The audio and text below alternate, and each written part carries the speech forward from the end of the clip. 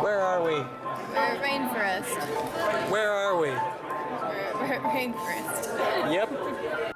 In September 2015, a group of furries came together with a brilliant idea. Rainfurrest, a convention for and by furries. This is their story. I'm just bringing in all the dirty laundry here, so you guys are lucky, and I'm probably going to ask you to not post that video, mister.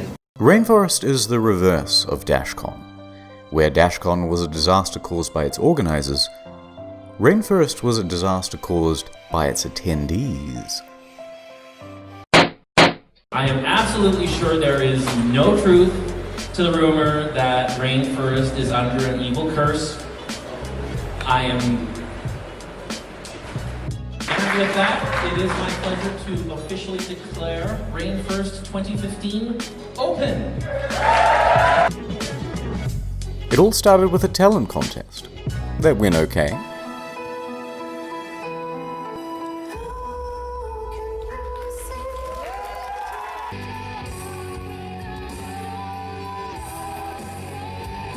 But as the night went on, some started to get absolutely trashed.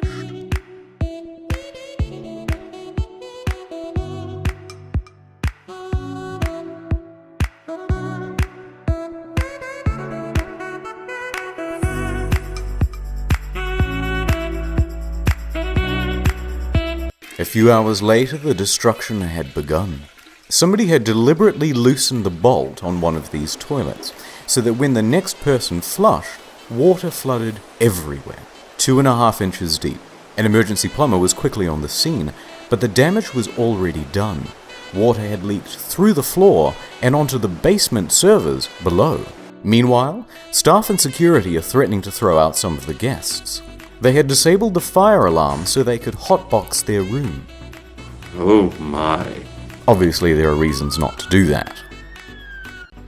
Down at the hot tub, someone took all of these towels and threw them into the spa, but not before rolling up towels and stuffing them directly into the pump, causing thousands of dollars in damage.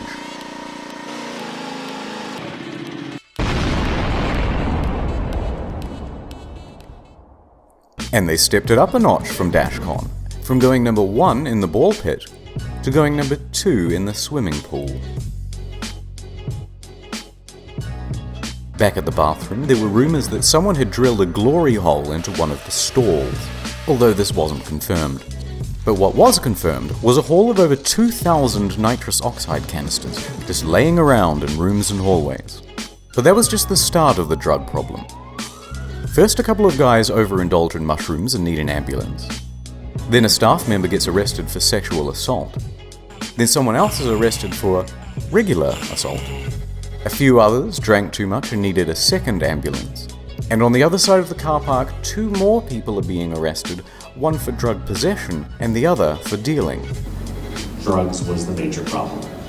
Meanwhile, you have these guys roaming the halls. They call it crinkling, after the noise it makes when they walk around. And yes, some of these diapers are full. The other guests weren't too pleased. Later on, they're just throwing food and diapers in the gardens and stairwells. They were behaving like animals?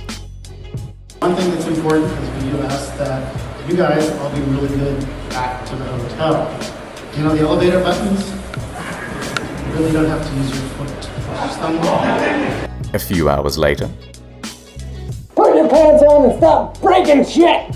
But that wasn't the end of it. There was an incident with diapers being found on people's cars. The hotel was left in ruins.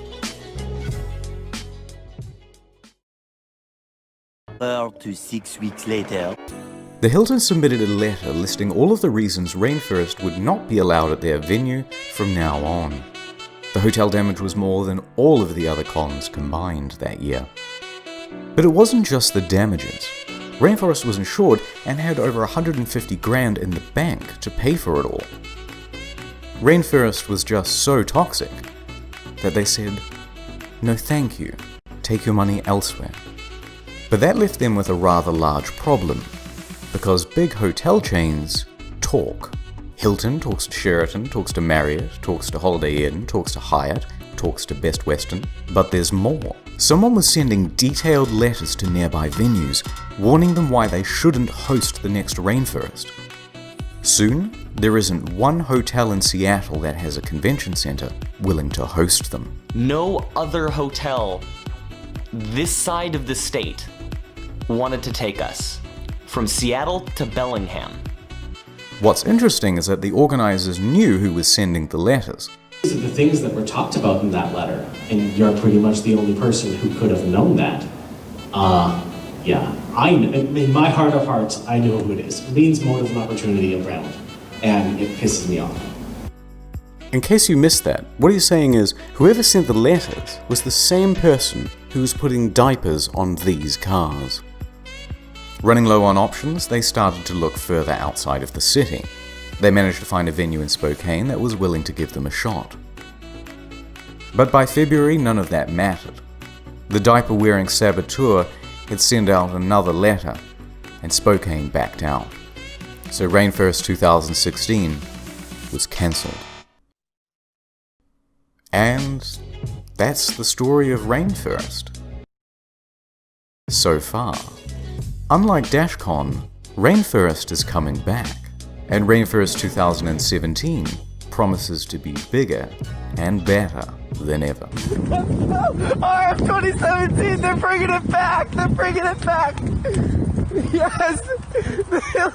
Oh, so many memories! So many memories! Oops, never mind. As I was editing this, this happened. So it's cancelled forever. Bye! Sometimes the world looks perfect, nothing to rearrange. Sometimes you just get a feeling like you need some kind of change. No matter odds are this time, nothing's gonna stand in my way. This flame in my heart, but a long lost friend gives every dark street a light at the end.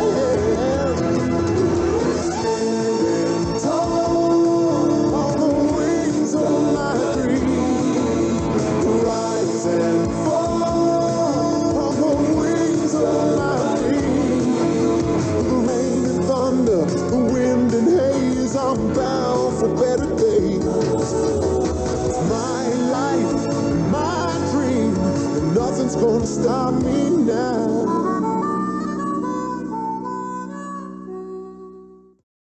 One last thing. A couple months ago, I made a video called Balloon Boy, The Untold Story. Soon after, Richard Heaney got in touch. Here it is, alright? For a follow-up to this story, check out my second channel, Incognito Mode.